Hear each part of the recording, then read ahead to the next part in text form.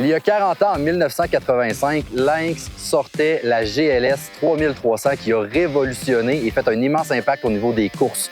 Pour célébrer ces 40 ans-là, Lynx sort cette année une édition spéciale, la Lynx RAV GLS avec le moteur 850 E-Tech Turbo Air.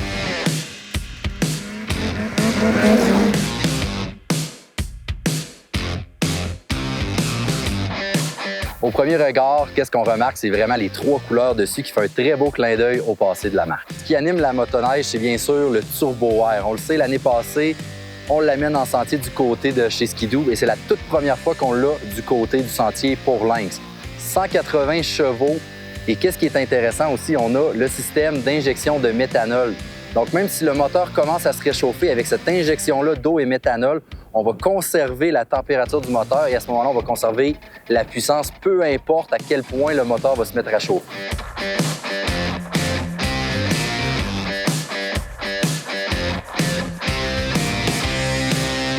Avec le 850 Turbo Air vient deux choses très intéressantes. La première, on va avoir le système shot dessus.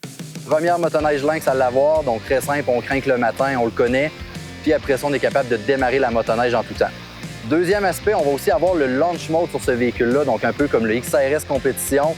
On vient caler le frein, on met la révolution, puis on peut faire des départs éclairs.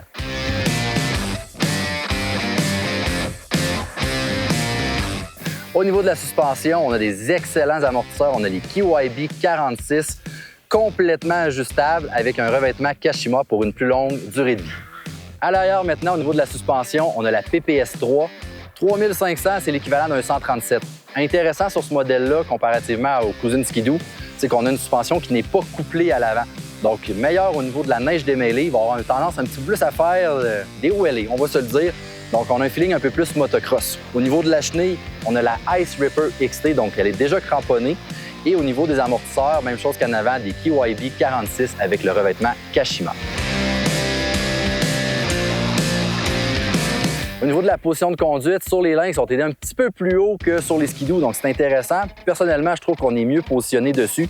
Plus facile aussi d'alterner à debout, à assis, donc quand on arrive dans des zones un peu plus avec des bosses, c'est parfait à ce niveau-là. Tout est bien intégré. On a bien sûr, sur cette version très cossue de la GLS, l'écran de 10,25 pouces, donc avec l'application BRP Go, connectivité avec le téléphone. Super intéressant et aussi l'instrumentation, bien sûr, est là. On la voit très bien. Quand on conduit le véhicule, très facile de scier de gauche à droite. Et chose à noter, on a les étriers sur les côtés. Donc, on a vraiment l'impression de rentrer nos pieds dans le devant du cadre. Et là, on est solidement accroché sur le véhicule.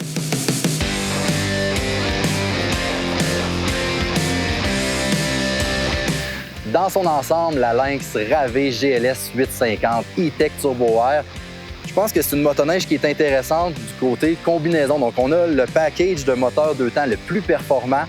Elle est très bien équipée, une suspension robuste et en plus, on a un petit côté histoire avec la marque qui est vraiment intéressant. Je pense que dans cet ensemble-là, cette motoneige-là est vraiment exceptionnelle.